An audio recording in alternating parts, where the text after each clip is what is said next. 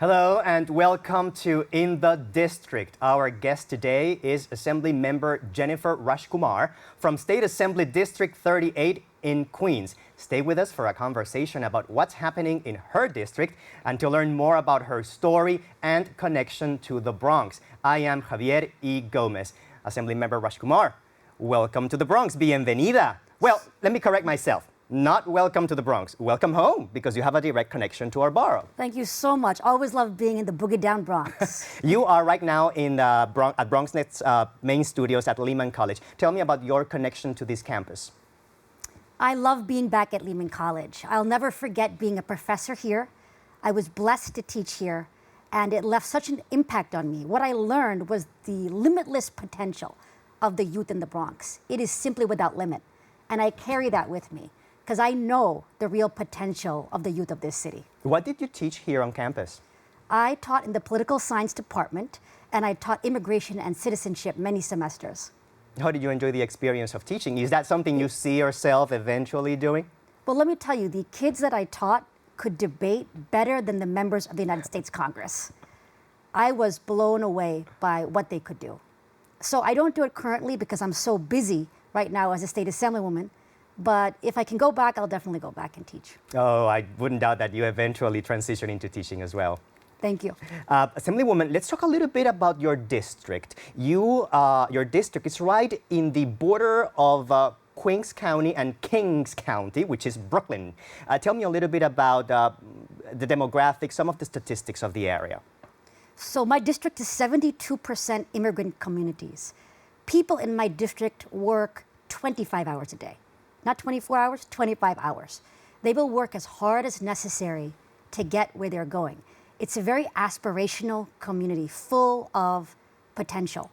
And it's also an overlooked and underserved corner of the city. That's why I decided to run for office, so I could put our district on the map and make sure that we have the resources and the attention that we deserve. What neighborhoods are within your district, and the population number? The neighborhoods of Woodhaven, Ozone Park, Richmond Hill, Glendale, and Ridgewood. And how many people live in the district? 160,000. Okay. Now, in terms of the issues in the area, what are the main priorities for now? More resources, generally across the board. Educational opportunity as well for the youth. And also public safety. Well, I knocked on every door in this district. That's how I got elected to office, by directly communicating to people. And the number one issue was public safety. That's what people brought up over and over and over again. When you say public safety, what exactly are people saying or feeling? They say they don't feel safe. They're saying that they're alarmed by criminal activity. They're saying they're alarmed by marijuana in the neighborhood, illegal cannabis shops opening up near schools, endangering children. They're worried about gang violence. These are the concerns on people's minds.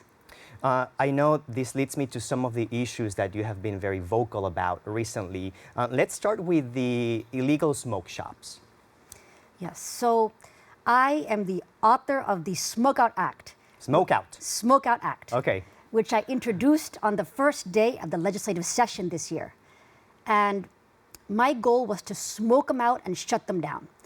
There are so many illegal smoke shops cropping up all over our state. 36,000 statewide and over 2,000 in our city alone. Can you believe that there are 400 times more illegal shops than legal shops? It is an insane situation. And the Smokeout Act will change the situation. It'll allow us to shut down these shops by giving the city of New York and all municipalities the power to close the shops. Because before the Smokeout Act, the city of New York did not have the power to get the job done. We had to wait for the State Office of Cannabis Management to give us permission before we could shut down any shop.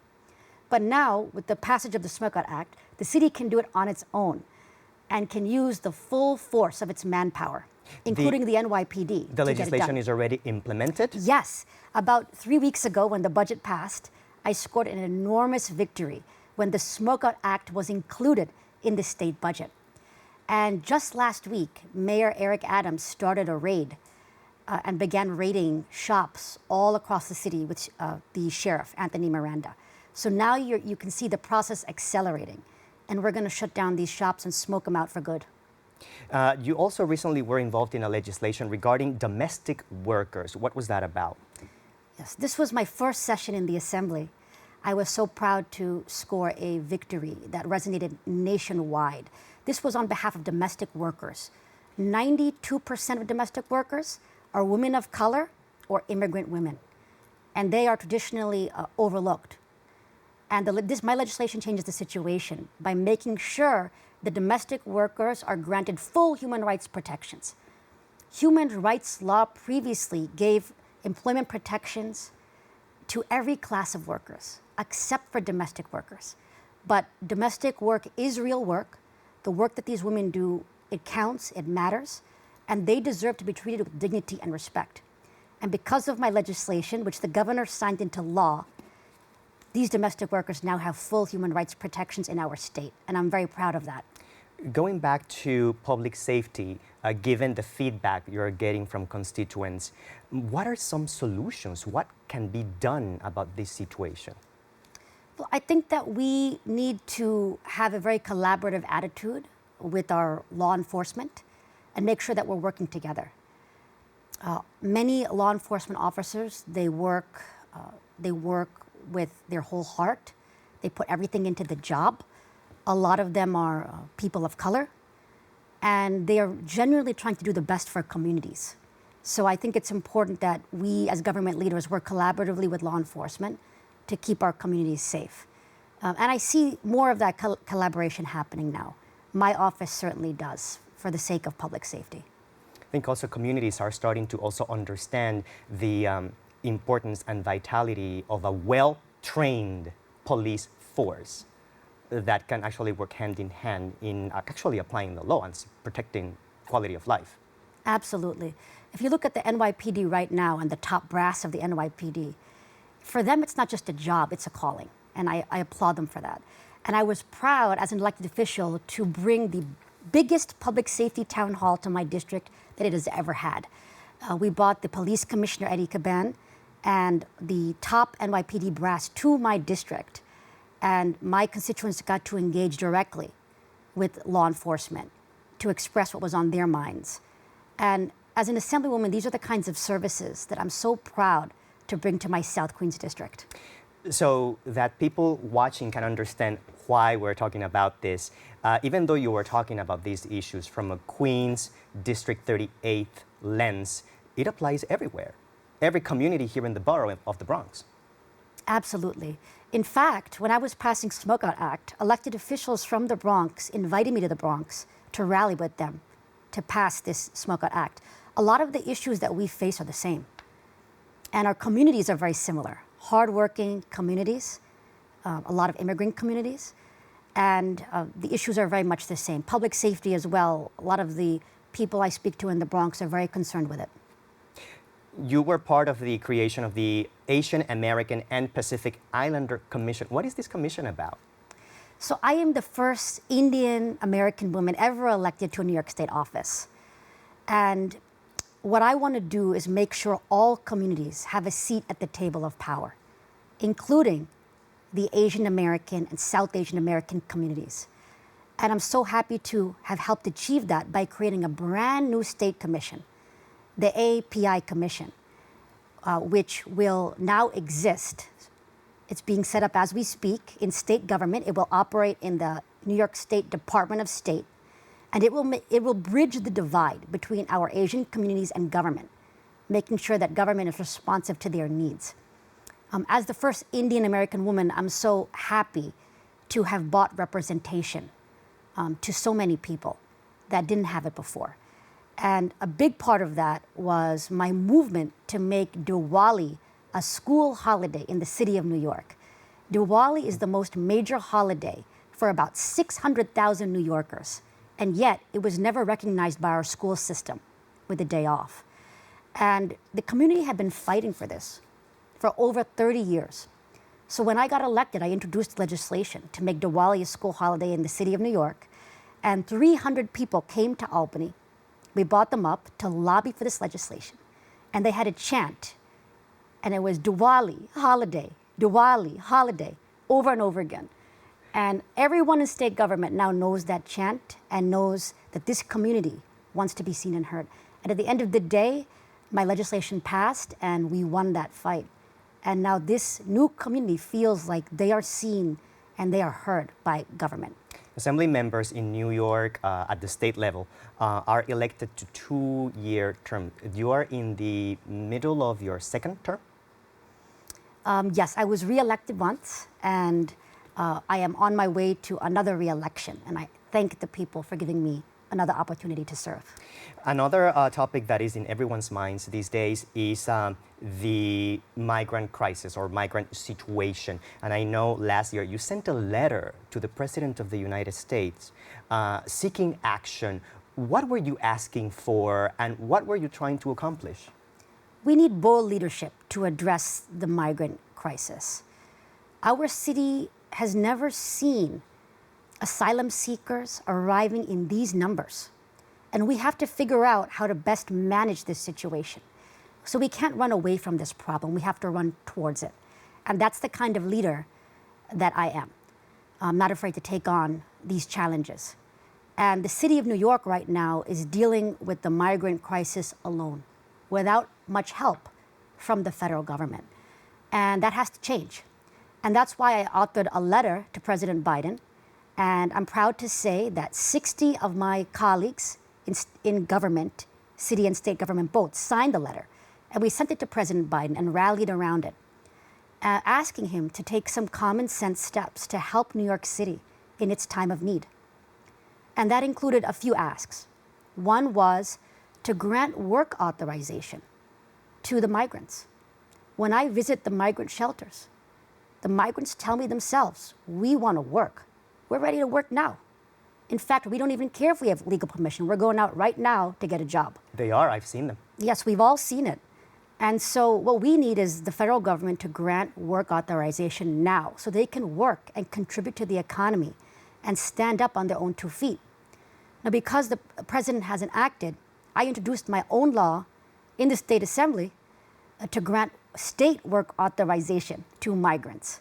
Because if the federal government won't do it, I think we have to step up and get the job done. Some people have said that will be unconstitutional. The state can't control immigration. That's the federal government. But what I say is, okay, fine, let a court strike it down, and then we can at least have the debate.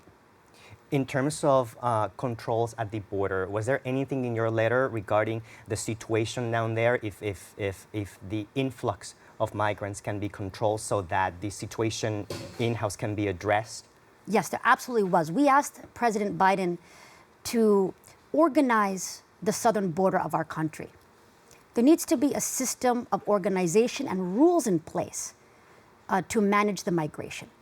And those rules should be humane and respectful, but also efficient. So a lot of the migrants are coming to New York City for good reason.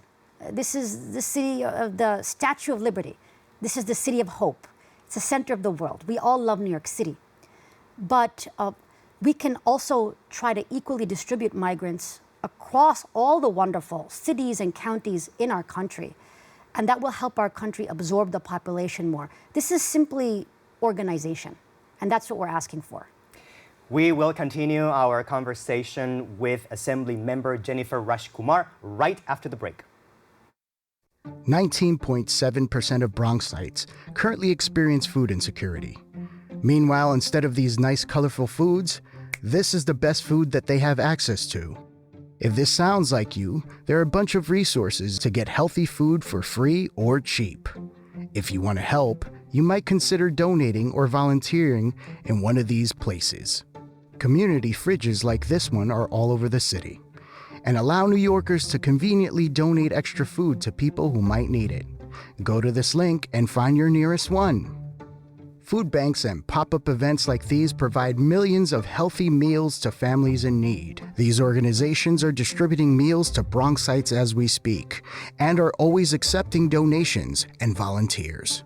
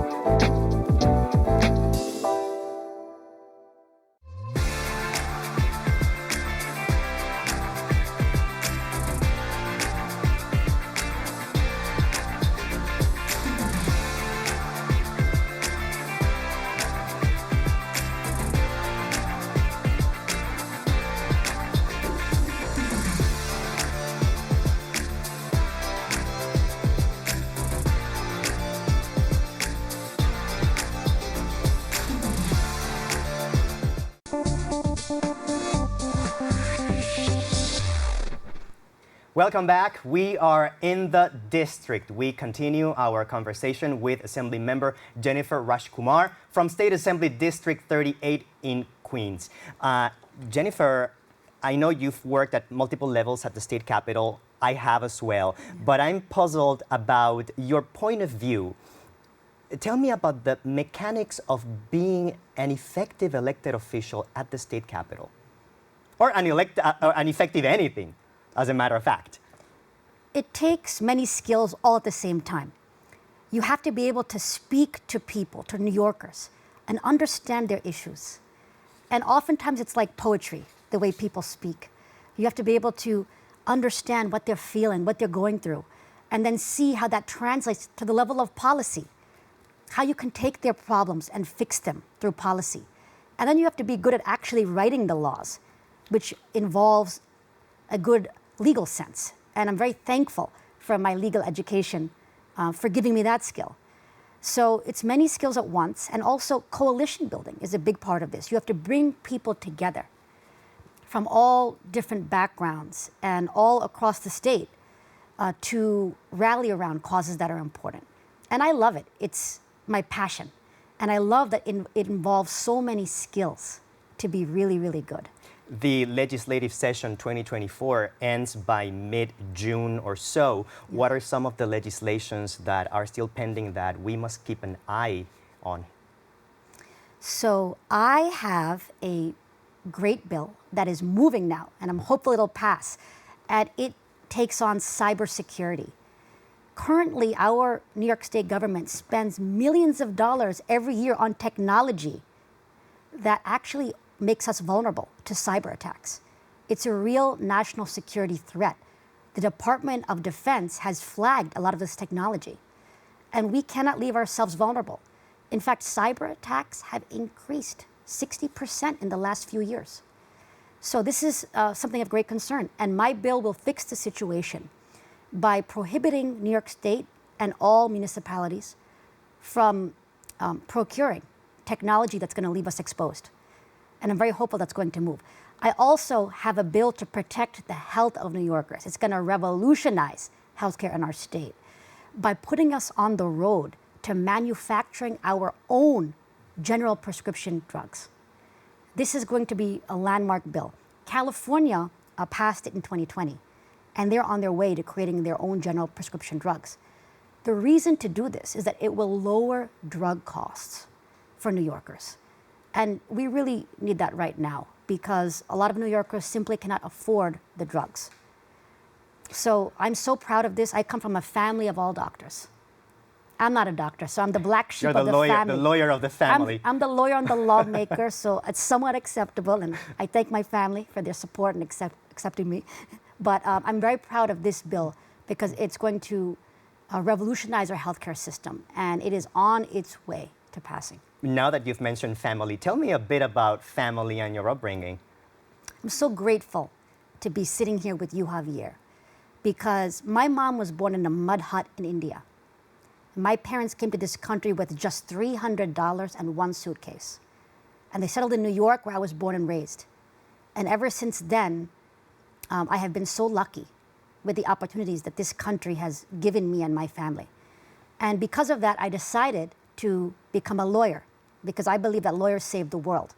So I embraced that career. And a lot of it is because of my mom. My mom was always so happy coming from the world's largest democracy of India. And so in the house, if we ever had a fight, she would say, I'm going to solve this with the family court system. So we'd all gather in the kitchen. One person would be a lawyer for one side, one person would be a lawyer for the other side, one person would be a judge, and we'd argue it out. And that's how I grew up. You obviously had no choice but to be who you are. Exactly. I had to become a lawyer. And my mom still wonders why to this day. So I became a civil rights lawyer to help people. And out of law school, I helped litigate the largest gender discrimination class action ever filed. And that was on behalf of 5,000 women who were experiencing discrimination in the workplace. When they got pregnant, they were demoted or fired. That's illegal, but it happens every day. Happy to say we won the case on behalf of the women, and the UN called it one of the top 10 cases in the world advancing women's rights. I realized to really make a difference, though, you need power, which is why I went into politics and government. I worked for the governor as Director of Immigration Affairs for New York State. And I helped create a first-in-the-nation project to make sure every immigrant had a lawyer in immigration proceeding. So it's actually amazing that your chances of success in an immigration proceeding increase 14 times if you have a lawyer. And so this was a $31 million program, first in the nation, and I'm so proud to have led and built that program to give people a voice. Where did you go to law school? I went to Stanford Law School. Now, about your neighborhood, what neighborhood did you grow up in? My family originally settled in South Queens, near my district, and then moved to Westchester. So a lot of my upbringing was in the green grass. Now, you mentioned your mom quite a few times Yes. already. What or whom are your inspirations, including her, because I'm assuming she's one of the big ones? Yeah, she definitely is one of my biggest inspirations. And also other great women throughout history. Shirley Chisholm, first black woman to ever run for president. And she famously said, if they don't give you a seat at the table, bring a folding chair.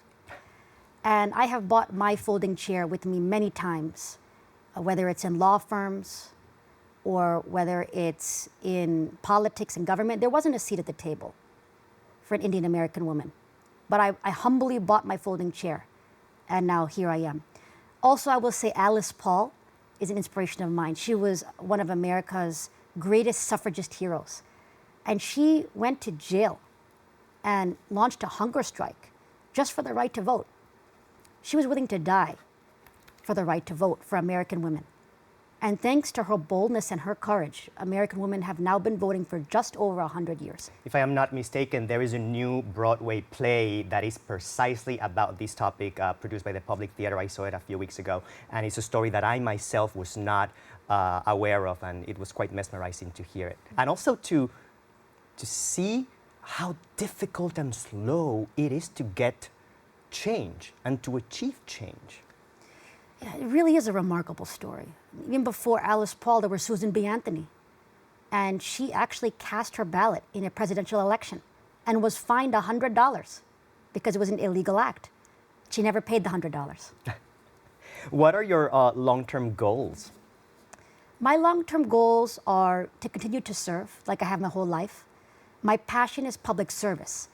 It's taking people who are vulnerable and making them powerful. That's my passion. That's what I seek to do every day. So however I can do that, that's what I'm going to do. I'm a big advocate for people enjoying New York City as a world cultural capital. So I love when people travel from borough to borough. Now tell me, what's in your district that you think everyone from the Bronx should go check it out? I think everyone should go to 101 Avenue. We call it Punjab Avenue. If you want to eat food that's like you're really in India, that's where you go to do it. Nobody knows about the stores there. They're like hidden secrets, but I know those secrets. And I can tell you, if you want incredible food, like Indian street food, go to 101 Avenue and check out the stores. Oh, I will definitely check it out. Once upon a time, I used to grab the subway every Friday night after work and then go to Queens to explore some of the great cuisine there. So it's always something great to do. What about the Bronx? Do you have any favorite spots in the Bronx? Arthur Avenue and the Italian restaurants there. I've had the privilege of dining there, and there's nothing like Italian food, I have to say. Arthur Avenue, or Little Italy. Some people say the last remaining authentic Little Italy, definitely a fantastic place. I'm assuming you don't have a lot of spare time, but what do you do on your off time, if there is such a thing? Well, one thing I like to do is run from one corner of my district to the other. So I will run from Glendale area through the beautiful Forest Park, a gem in my district, to the Richmond Hill neighborhood. So I really get to see the diversity of my district, and it's something that I love to do. It is also one of the best ways to really experience a community, just being immersed in it, jogging, Yes. and even biking. Even when I Yes. travel, biking turns to be one of my favorite activities. You get really immersed in the local culture. So true. And also, I would say music and poetry are very important to me, both of them. Every single day, music and poetry are a big part of my life. I listen to Lady Gaga every single morning. That's key. I love poetry because it really, especially as a politician, it reminds you what's important in life. It keeps you grounded. Interesting. Yes. Now, looking beyond the legislative session 2024, what are the issues and priorities that you'll be tackling on after that? Educational opportunity is key. That's why I speak at almost every graduation that I can. Even if it's a 5th grade graduation, I'm there. And the reason for that is we need to turn the light on for the children of our city because they have a limitless potential. So education is so important to me. That's the reason I'm here. Education opened every door for me. And I want to do that for the children of this city. Also, I want to create jobs for people. In my district, people are looking for opportunity. And every day I seek to create opportunity. Of course, public safety, we have to continue to make sure people are safe and feel safe. And then finally, taking bold initiatives, like revolutionizing transportation. We were talking about how we need to take some major leaps. For example, if we had a high-speed rail, I could get to Albany in 20 minutes instead of 3 hours. So I think it's very important to have bold vision. And a lot of that also is reflected in my new healthcare initiative to make sure that we make drugs cheaper for everybody by manufacturing our own drugs as a state. These are not pipe dreams. These are realities. We just have to go for them. Thank you, Assemblywoman, for joining us today. You have an invitation to return and continue the conversation. Thank you so much. And thanks everyone for watching. And remember, you can always watch this program anytime, anywhere on BronxNet.org and also on YouTube. You can also share it with others. Make sure to follow BronxNet on social media to keep informed about who will be our next guest in the district. I am Javier E. Gómez. Until next time.